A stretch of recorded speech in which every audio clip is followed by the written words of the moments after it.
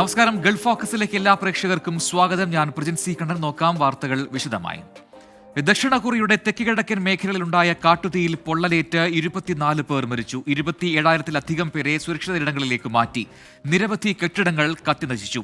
കാട്ടുതീ അണക്കാനുള്ള ശ്രമത്തിനിടെ ഹെലികോപ്റ്റർ തകർന്നു വീണ് പൈലറ്റിനും ദാരുണാന്ത്യമുണ്ടായി. 12 പ്രദേശങ്ങളിലായി പടർന്ന കാട്ടുതീ നിയന്ത്രണ വിധേയമാക്കാനുള്ള ശ്രമങ്ങൾ ഇപ്പോഴും തുടരുകയാണ്.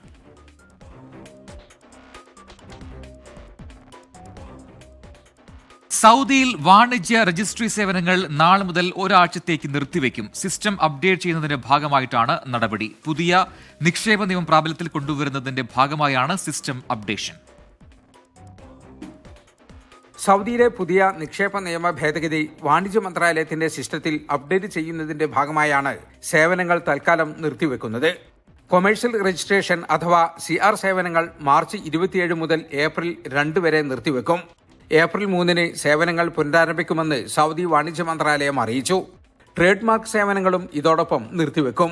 സ്ഥാപനങ്ങളുമായി ബന്ധപ്പെട്ട CR ഇഷ്യൂ ചെയ്യൽ, പുതുക്കൽ, ഭേദഗതി ചെയ്യൽ, റദ്ദാക്കൽ, ഉടമസ്ഥാവകാശം മാറ്റൽ തുടങ്ങിയ സേവനങ്ങളൊന്നും ഈ ദിവസങ്ങളിൽ ലഭിക്കില്ലെന്ന് സൗദിയിലെ Arabian horizon business management consultant CEO Shakir Hussain പറഞ്ഞു. നിക്ഷേപ ലൈസൻസ് പുതുക്കാനുള്ള ഫീസ് കുറയ്ക്കുന്നതുൾപ്പെടെയുള്ള ഭേദഗതികൾ പ്രതീക്ഷിക്കാമെന്നും ഷാക്കിർ ഹുസൈൻ പറഞ്ഞു. കൂട്ടത്തിൽ നമുക്ക് നല്ലൊരു ശുഭപ്രതീക്ഷയുള്ള വാർത്തയും കൂടെ ഉണ്ട്. നമ്മുടെ റിന്യൂവൽ ഇൻവെസ്റ്റർ ലൈസൻസ് രജിസ്ട്രേഷൻ റിന്യൂവലിന്റെ ഫീ കുറയുമെന്നുള്ള ഒരു ശുഭവാർത്തയും കൂടെ കേൾക്കുന്നുണ്ട് ബാക്കിൽ, ഇൻഷാ അല്ലാഹ്. അപ്പോൾ ഒരുപാട് ആൾക്കാർ ഒരുപാട് ബുദ്ധിമുട്ടിയിരുന്നു ഈ 1.5 മാസമായിട്ട് ഇത്തരം മീസ റിലേറ്റഡ് ആയിട്ടും അല്ലെങ്കിൽ മിനിസ്റ്റർ ഓഫ് കൊമേഴ്സ് ആയിട്ട് ലിങ്കഡ് ആയിട്ടുള്ള കുറേ സർവീസുകൾക്ക് എല്ലാം പരിഹരിച്ച് പുതിയ മുഖത്തോടു കൂടിയിട്ട് മിസ ശക്തമായി തിരിച്ചു വരുന്നുള്ള പ്രതീക്ഷയിലാണ്. കൂട്ടത്തിൽ ഇത്തരം നല്ല ശുഭവാർത്തകളും കൂടി പ്രതീക്ഷിക്കുന്നുണ്ട്. ഈ വിസ ലൈസൻസ് ഫീ പുതുക്കുന്നതും കൂടാതെയുള്ള 1-2 പുതിയ അപ്ഡേറ്റും കൂടെ പ്രതീക്ഷിക്കുന്നുണ്ട്. വലിയ പ്രതീക്ഷകളോടെയാണ് സൗദിയിലെ വിദേശ നിക്ഷേപകർ പുതിയ നിയമ ഭേദഗതിക്കായി കാത്തിരിക്കുന്നത്. ഘട്ടം ഘട്ടമായാണ് സൗദിയിൽ നിയമം പ്രാബല്യത്തിൽ വരുന്നത്. കൂടുതൽ വിദേശ നിക്ഷേപകരെ സൗദിയിലേക്ക് ആകർഷിക്കുകയാണ് ലക്ഷ്യം. ജലീൽ കണ്ണമംഗലം, 24 ജിദ്ദ. UAE-യിലെ പ്രവാസി തൊഴിലാളികൾക്ക് ഡിജിറ്റൽ സാക്ഷരതാ പദ്ധതി നടപ്പാക്കാനൊരുങ്ങി ദുബായിലെ ഇന്ത്യൻ കോൺസുലേറ്റ്. KMCC, എഡാപ്റ്റ് എന്നിവയുമായി ചേർന്നാണ് തൊഴിലാളികൾക്ക് വിവിധ ഡിജിറ്റൽ AI സാങ്കേതിക മേഖലകളിൽ പരിശീലനം നൽകുക. UAE-ലെ സാധാരണക്കാരായ തൊഴിലാളികൾക്ക് ഗുണകരമാകുന്ന പദ്ധതിക്ക് കഴിഞ്ഞ വർഷമാണ് കോൺസുലേറ്റ് തുടക്കമിട്ടത്. മരണമോ സ്ഥിരം ശാരീരിക വൈകല്യമുണ്ടാക്കുന്ന അപകടമോ സംഭവിച്ചാൽ 35,000 ദിർഹം വരെ ഇൻഷുറൻസ് ആനുകൂല്യം ലഭിക്കും. UAE-ലെ കമ്പനികൾ ജീവനക്കാരുടെ പേരിൽ ആരോഗ്യ ഇൻഷുറൻസ് എടുക്കാറുണ്ടെങ്കിലും സ്വാഭാവിക മരണത്തിന് ബന്ധുക്കൾക്ക് സാമ്പത്തിക സഹായം ലഭിക്കാറില്ല. ഈ സാഹചര്യത്തിലായിരുന്നു കോൺസുലേറ്റ് പദ്ധതിയുമായി രംഗത്തെത്തിയത്. 10-ൽ കൂടുതൽ ജീവനക്കാരുള്ള സ്ഥാപനങ്ങൾക്ക് ഈ ഇൻഷുറൻസ് പദ്ധതിയിൽ ജീവനക്കാരെ ഉൾപ്പെടുത്താം.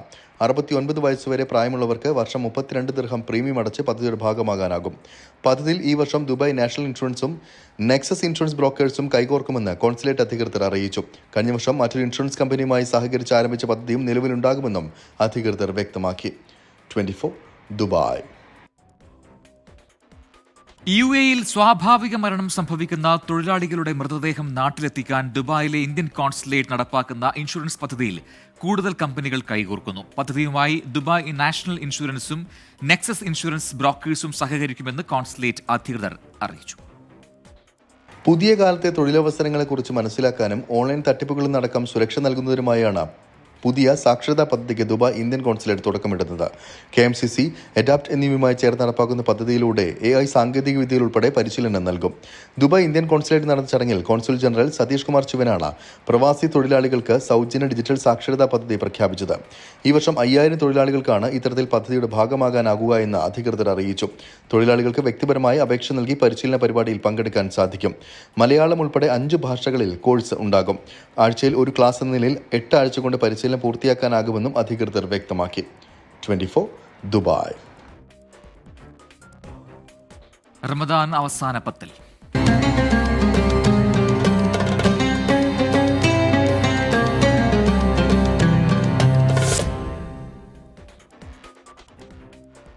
ഗൾഫിൽ നിന്ന് റമദാൻ 27-ാം രാവാണ്. 1000 മാസങ്ങളെക്കാൾ പുണ്യമുള്ള ലൈലത്തുൽ ഖദർ പ്രതീക്ഷിക്കപ്പെടുന്ന ദിവസം കൂടിയാണ്. ശ്രേഷ്ഠരാവിന്റെ പുണ്യം നുകരാൻ ദശലക്ഷക്കണക്കിന് വിശ്വാസികളാണ് മക്കയിലും മദീനയിലുമുള്ള ഹറം പള്ളികളിൽ എത്തിയിരിക്കുന്നത്.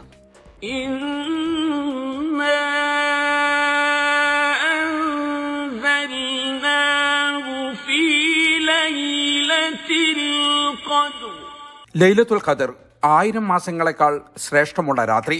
അത് ഏറ്റവും കൂടുതൽ പ്രതീക്ഷിക്കപ്പെടുന്ന ദിവസമാണിന്ന്. ആരാധനാ കർമ്മങ്ങൾക്ക് 10 മടങ്ങ് പ്രതിഫലം ലഭിക്കുന്ന ദിവസം. ഇന്നത്തെ രാത്രി ആരാധനാകർമ്മങ്ങളാൽ സജീവമാകും. ശ്രേഷ്ഠരാവിന്റെ പുണ്യം നുകരാൻ മക്കയിലും മദീനയിലുമുള്ള ഹറം പള്ളികളിലേക്ക് വിശ്വാസികളുടെ ഒഴുക്കാണ്. ഉംറ നിർവഹിച്ചും വിശുദ്ധ ഖുർആൻ പാരായണം ചെയ്തും പാപമോചന പ്രാർത്ഥനകളിൽ ഏർപ്പെട്ടും തറാവീഹ് തഹജ്ജുദ് നമസ്കാരങ്ങൾ നിർവഹിച്ചും തീർത്ഥാടകർ പുലരുവോളം ഹറം പള്ളിയിൽ ചെലവഴിക്കും. തഹജ്ജുദ് നമസ്കാരത്തിലെ പ്രാർത്ഥനയ്ക്ക് ഷെയ്ഖ് അബ്ദുറഹ്മാൻ സുദൈസ് നേതൃത്വം നൽകും. 30 ലക്ഷത്തിലേറെ വിശ്വാസികൾ കഴിഞ്ഞ ഓരോ ദിവസവും മക്കയിലെ ഹറം പള്ളിയിൽ എത്തിയിട്ടുണ്ട്. 27-ാം രാവിൽ അതിലേറെ വിശ്വാസികൾ എത്തുമെന്നാണ് കരുതുന്നത്. അതുകൊണ്ട് തന്നെ തീർത്ഥാടകർക്ക് സുഗമമായി കർമ്മങ്ങൾ നിർവഹിക്കാൻ മക്കയിൽ വിപുലമായ ഒരുക്കങ്ങളാണ് നടത്തിയിരിക്കുന്നത്. സുരക്ഷാ സൈനികരുടെ എണ്ണം വർദ്ധിപ്പിച്ചിട്ടുണ്ട്. ഗതാഗത നിയന്ത്രണം ശക്തമാക്കി. തിരക്കൊഴിവാക്കാൻ വിശ്വാസികൾ കഴിയുന്നതും ഹറം പള്ളിയിലേക്ക് വരാതെ സമീപത്തുള്ള മറ്റു പള്ളികളിൽ പ്രാർത്ഥന നിർവഹിക്കണമെന്ന് ഹജ്ജ് ഉംറ മന്ത്രാലയം ആവശ്യപ്പെട്ടിട്ടുണ്ട്. ജലീൽ കണ്ണമകലം, 24 ജിദ്ദ. പുണ്യ റമദാനിലെ വിശുദ്ധ ദിനരാത്രങ്ങൾ വിട പറയാൻ ഇനി ദിവസങ്ങൾ മാത്രമാണ് ബാക്കി. പാപമോചനത്തിന്റെ കണ്ണീർ പ്രാർത്ഥനകളിൽ മുങ്ങി റമദാനിലെ അവസാന ദിനങ്ങളുടെ പുണ്യം തേടുകയാണ് വിശ്വാസികൾ. റമദാന്റെ 27-ാം രാവ് വിശ്വാസികൾക്ക് ഏറെ ശ്രേഷ്ഠവും പവിത്ര നിറഞ്ഞതുമാണ്. സുബൈർ ഉദിനൂർ തയ്യാറാക്കിയ സ്പെഷ്യൽ റിപ്പോർട്ട് കാണാം. ഇന്ന് പ്രവാസലോകത്തെ മുസ്ലിം വിശ്വാസികൾക്ക് പ്രതീക്ഷയുടെ പുണ്യരാവ്, ഉറക്കമില്ലാത്ത രാത്രി. ലൈലത്തുൽ ഖദറിനെ പ്രതീക്ഷിച്ച് ലോകമെമ്പാടുമുള്ള മുസ്ലിം വിശ്വാസികൾ ഉറക്കമഴിച്ചിരുന്ന് മനമൊരുക്കി പ്രാർത്ഥിച്ച് പുണ്യം തേടുന്ന രാത്രിയാണ് റമദാന്റെ 27-ാം രാവ്.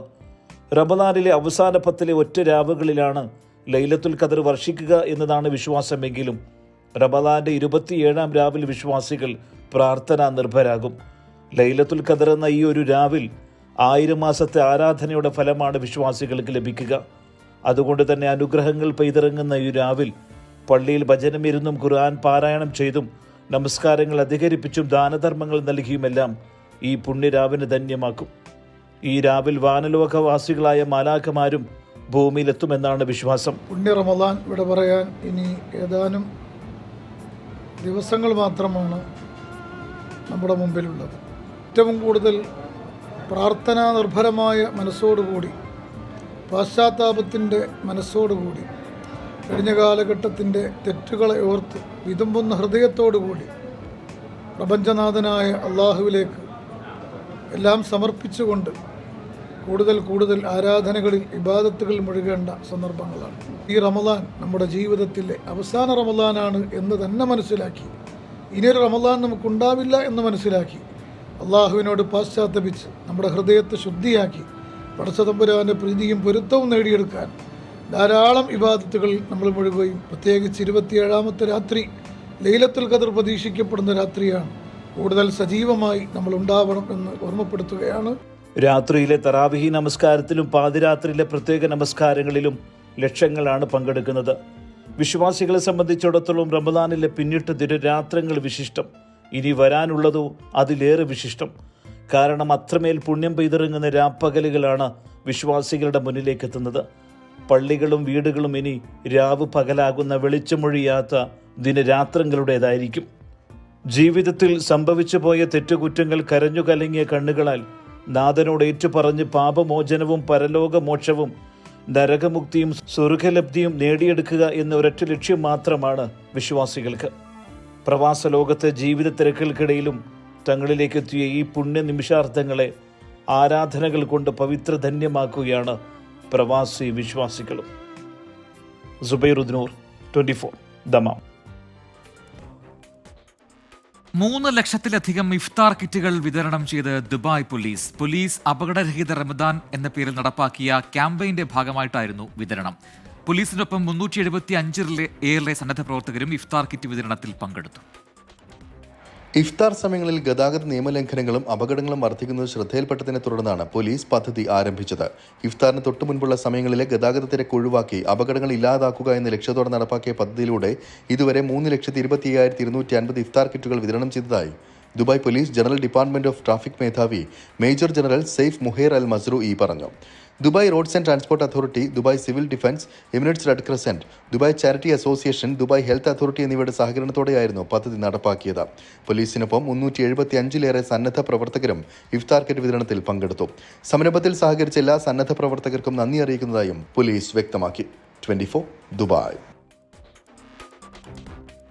റിയാദിലെ മലയാളി സംഗീത കലാകാരന്മാരുടെ കൂട്ടായ്മയായ റിംലയുടെ നേതൃത്വത്തിൽ ഇഫ്താർ വിരുന്ന് സംഘടിപ്പിച്ചു.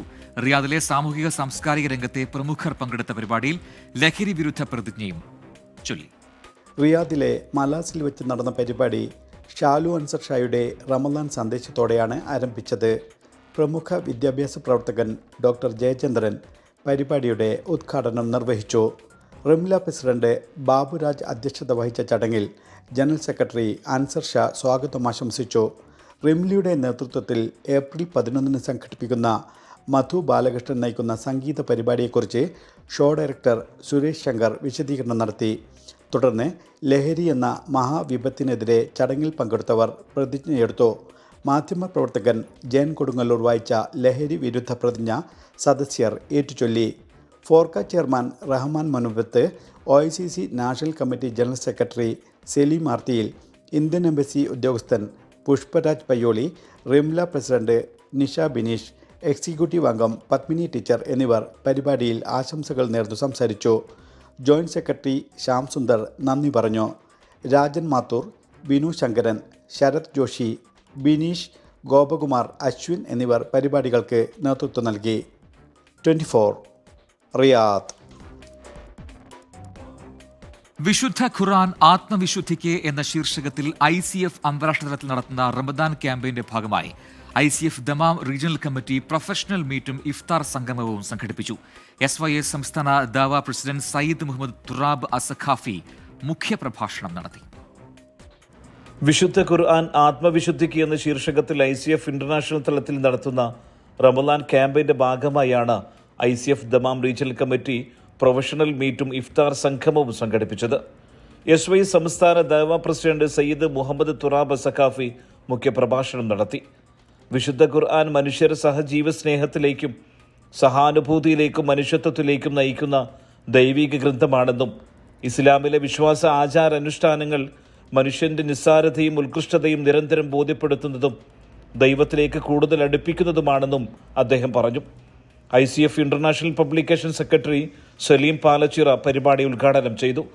പ്രസിഡന്റ് MK അഹമ്മദ് നിസാമി അധ്യക്ഷം വഹിച്ചു. ഓട്ടിസം ബാധിച്ചവർക്കായി ICF നടത്തുന്ന റിഫായി കെയർ പദ്ധതിയുടെ ഡോക്യുമെന്ററി പ്രദർശനവും നടന്നു. കിഴക്കൻ പ്രവിശ്യ OICC general secretary Shihab Kayamkulam, മാധ്യമപ്രവർത്തകൻ സാജിദ് ആറാട്ടുപുഴ, ഡോക്ടർ ആഷിഖ്, ഡോക്ടർ ഷബീർ, അൻവർ കളറോഡ്, റാഷിദ് കോഴിക്കോട് എന്നിവർ സംബന്ധിച്ചു. ജനറൽ സെക്രട്ടറി അബ്ബാസ് തെന്നല സ്വാഗതവും ഓർഗനൈസേഷൻ സെക്രട്ടറി മുനീർ തോട്ടട നന്ദിയും പറഞ്ഞു. സുബൈറുദ്ദീനൂർ, 24 ദമാം. മാനവികതയുടെ സന്ദേശവുമായി മലയാളി മീഡിയ ഫോറം കുവൈറ്റ് ഇഫ്താർ മീറ്റ് സംഘടിപ്പിച്ചു. Kuttanad MLA Thomas K Thomas സംഗമം ഉദ്ഘാടനം ചെയ്തു. കുവൈറ്റിലെ മലയാളി മാധ്യമപ്രവർത്തകരുടെ കൂട്ടായ്മയായ മലയാളി മീഡിയ ഫോറം കുവൈറ്റ് മാനവികതയുടെ മൂല്യം പ്രതിപാദിച്ചുകൊണ്ട് ഇഫ്താർ മീറ്റ് സംഘടിപ്പിച്ചു. Kuttanad MLA Thomas K Thomas ഉദ്ഘാടനം നിർവഹിച്ചു. മതജാതി ഭേദമില്ലാതെ തോളോട് തോൾ ചേർന്ന് പ്രവർത്തിക്കുന്നത് കുവൈറ്റിലെ മലയാളി സമൂഹത്തിൻ്റെ വലിയ പ്രത്യേകതയാണ്. ഈ സൗഹൃദങ്ങൾ കൂടുതൽ ശക്തിപ്പെടുത്തുന്നതിനും മാധ്യമപ്രവർത്തകരുടെ ഇടയിൽ സഹകരണം വർദ്ധിപ്പിക്കുന്നതിനും ഇത്തരത്തിലുള്ള സംഗമങ്ങൾ സഹായകമാണെന്ന് MLA തോമസ് കെ തോമസ് പ്രസ്താവിച്ചു. Media forum general convener Nixon George അധ്യക്ഷത വഹിച്ച ചടങ്ങിൽ അഷ്റഫ് ഏഗരൂൽ റമദാൻ സന്ദേശം നൽകി. വിശ്വാസത്തോടൊപ്പം മാനവികതയ്ക്കും മഹത്തായ സ്ഥാനമുണ്ടെന്ന് അദ്ദേഹം റമദാൻ സന്ദേശത്തിൽ വിശദീകരിച്ചു. കൺവീനർമാരായ ജലിൻ തൃപ്രയാർ സ്വാഗതവും ഹബീബുള്ള മുറ്റിച്ചൂർ നന്ദിയും രേഖപ്പെടുത്തി. സംഘടനയുടെ വിവിധ തലങ്ങളിലുള്ള പ്രവർത്തനങ്ങൾക്ക് തോമസ് മാത്യു കടവിൽ, ഹംസ പയ്യന്നൂർ, അമീറുദ്ദീൻ ലബ്ബ, ഹിദായത്തുള്ള എന്നിവർ ആശംസകൾ നേർന്ന് സംസാരിച്ചു. ഫറൂഖ് ഹമദാനി, നൌഫൽ മൂടാടി, ഷാഹുൽ ബേപ്പൂർ, ഷഹീദ് ലബ്ബ, റസാഖ് ചെറുതുരുത്തി, അബ്ദുള്ള വടകര എന്നിവർ ഏകോപനം നിർവഹിച്ചു. മലയാളി സമൂഹത്തിന്റെ സാമൂഹിക സാംസ്കാരിക പ്രവർത്തനങ്ങൾക്ക് നേതൃത്വം നൽകുന്ന വിവിധ സംഘടനകളുടെയും സ്ഥാപനങ്ങളുടെയും പ്രതിനിധികൾ ഇഫ്താർ സംഗമത്തിൽ അതിഥികളായി പങ്കെടുത്തു. ജലിൻ തൃപ്രയാർ, 24 കുവൈറ്റ്. റിയാദിലെ കൊട്ടാരക്കര പ്രവാസി അസോസിയേഷൻ റമദാൻ അത്താഴ വിരുന്നും മയക്കുമരുന്ന് വിരുദ്ധ പ്രതിജ്ഞാ സദസ്സും സംഘടിപ്പിച്ചു. റിയാദ് ശുമേഷിയിൽ നടന്ന പരിപാടി Indian embassy school chairperson Shahnaz Abdul Jaleel ഉദ്ഘാടനം ചെയ്തു. കിങ് ഫൈസൽ ഹോസ്പിറ്റലിലെ സീനിയർ ഡോക്ടർ അബ്ദുൽ അസീസ് മയക്കുമരുന്നിനെതിരെയുള്ള ബോധവൽക്കരണ ക്ലാസ് എടുത്തു. മാതാപിതാക്കളും കുട്ടികളും തമ്മിൽ സൗഹൃദ ബന്ധം നിലനിർത്തണം എന്നും അവരുടെ ജീവിതത്തിൽ ഉണ്ടാകുന്ന ദൈനംദിന മാറ്റങ്ങൾ പ്രത്യേകം നിരീക്ഷിക്കണമെന്നും ഡോക്ടർ അബ്ദുൽ അസീസ് പറഞ്ഞു. തുടർന്ന് മയക്കുമരുന്നിനെതിരെ പ്രവർത്തകർ പ്രതിജ്ഞയെടുത്തു. പ്രസിഡന്റ് അലക്സ് കൊട്ടാരക്കരയുടെ അധ്യക്ഷതയിൽ ചേർന്ന യോഗത്തിൽ സെക്രട്ടറി ബിനോയ് മത്തായി സ്വാഗതവും വൈസ് പ്രസിഡന്റ് സജു മത്തായി നന്ദിയും പറഞ്ഞു. ഇന്ത്യൻ എംബസി ഉദ്യോഗസ്ഥരായ പുഷ്പരാജ്, പ്രീജിത്ത്, സാമൂഹിക പ്രവർത്തകരായ റഹ്മാൻ മുനമ്പത്ത്, സലീം അർത്തിയിൽ, ഉമ്മർ മുക്കം, മാധ്യമപ്രവർത്തകൻ ജയൻ കൊടുങ്ങല്ലൂർ, ഗഫൂർ കൊയിലാണ്ടി, സുധീർ കുമ്മിൽ, ജെറോ മാത്യൂസ്, അലക്സാണ്ടർ തങ്കച്ചൻ, ഷൈജു സക്കറിയ, നൌഷാദ് കുന്നിക്കോട്, ഫസലുദ്ദീൻ, ഷൈൻ ദേവ് തുടങ്ങിയവർ സംസാരിച്ചു.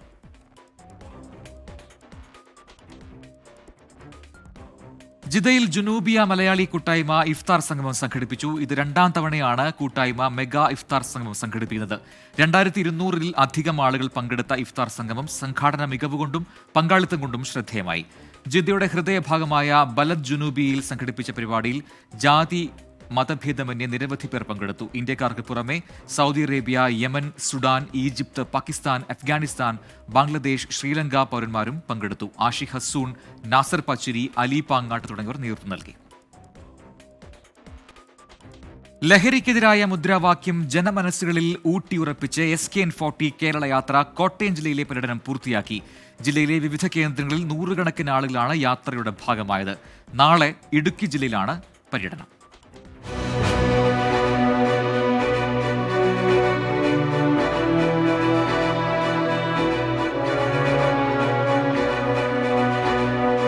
അക്ഷരനഗരിയുടെ ഗ്രാമനഗര ഹൃദയങ്ങളിൽ ലഹരിക്കെതിരായ പോരാട്ടത്തിന്റെ പുത്തൻ വഴി തെളിയിച്ചു SKN40 കേരള യാത്ര. സ്വന്തം മകൻ, സ്വന്തം മകൾ, ഇവരൊക്കെ തന്നെ കയ്യകലത്തായി പോയി എന്ന് വിലപിക്കുന്ന അമ്മമാരുടെ സ്വരം കേരളത്തിൽ അമർന്നു കേൾക്കാൻ തുടങ്ങി. ഇന്നല്ലെങ്കിൽ നാളെ ആമാശയത്തിനുള്ളിൽ കിടക്കുന്ന MDയുടെ കവർ പൊട്ടി ഒരാൾ മരിച്ചതുപോലെ ഈ അമ്മമാരുടെ കണ്ണുനീരിൽ കേരളം വെന്തുരുകി പോകും. അതിന് നമ്മൾ അവസരം കൊടുക്കാൻ പാടില്ല. വൈക്കത്ത് നിന്ന് ആരംഭിച്ച് 2 ദിവസം കൊണ്ട് പാലായിൽ സമാപിച്ച വിജയയാത്ര വിദ്യാഭ്യാസ സ്ഥാപനങ്ങൾ, റെസിഡൻസ് അസോസിയേഷനുകൾ, സന്നദ്ധ സംഘടനകൾ തുടങ്ങി സമഗ്ര മേഖലകളിലും നിറഞ്ഞ പങ്കാളിത്തം. അമ്മമാരെ, അമ്മമാരുടെ കാര്യം ഓക്കെ, നിങ്ങളുടെയൊക്കെ സ്നേഹമാണ് വലുത്. അച്ഛന്മാർ ഓക്കെ. നമ്മൾ വിചാരിക്കുന്നത് പുതുപ്പള്ളി പോയി ചാണ്ടി കുമ്പനെ മടയിൽ പോയിട്ടൊന്ന് വെല്ലുവിളിക്കാൻ ഞങ്ങൾ തീരുമാനിച്ചു. കളിക്കണമല്ലോ. പോലീസ്, എക്സൈസ് ഉദ്യോഗസ്ഥരും ലഹരി വിരുദ്ധ യാത്രയുടെ ഭാഗമായി. കോട്ടയം ജില്ലയിലെ ലഹരി വിമുക്ത ചികിത്സാ കേന്ദ്രം എന്ന് പറയുന്നത് പാലാ ഗവൺമെന്റ് ഹോസ്പിറ്റലാണ്. അപ്പോൾ അവിടുത്തെ ഡോക്ടറുമായിട്ട് സംസാരിച്ചപ്പോൾ മനസ്സിലാക്കുവാൻ സാധിച്ചത് ലഹരിയേക്കാൾ ഉപരിയായിട്ട് തന്നെ ഇന്റർനെറ്റിന്റെ അഡിഷൻ അല്ലെങ്കിൽ ഫോണിന്റെ അഡിഷൻ, ഇതുപോലെയുള്ള കാര്യങ്ങളാണ് നമ്മുടെ നാട്ടിൽ അതിൽ ലഹരിയേക്കാൾ കൂടുതൽ നടന്നു വരുന്നുണ്ട്. പാലാ നഗരത്തിൽ നടന്ന സമാപന സമ്മേളനവും ജനപങ്കാളിത്തം കൊണ്ട് ശ്രദ്ധേയമായി. നാളെ രാവിലെ തൊടുപുഴയിൽ നിന്ന് ഇടുക്കി ജില്ലയിലെ പര്യടനം ആരംഭിക്കും. 24 കോട്ടയം. ശ്രീകണ്ഠൻ നായർ നടത്തുന്ന കേരള യാത്രയുടെ പൂർണ്ണരൂപം പ്രേക്ഷകർക്ക് കാണാം. 24ന്റെ SKN40 എന്ന കവറുള്ള യൂട്യൂബ് പേജിലും സോഷ്യൽ മീഡിയ പേജുകളിലും തത്സമയ വിവരങ്ങളും ഉൾപ്പെടെ ലഭ്യമാണ്.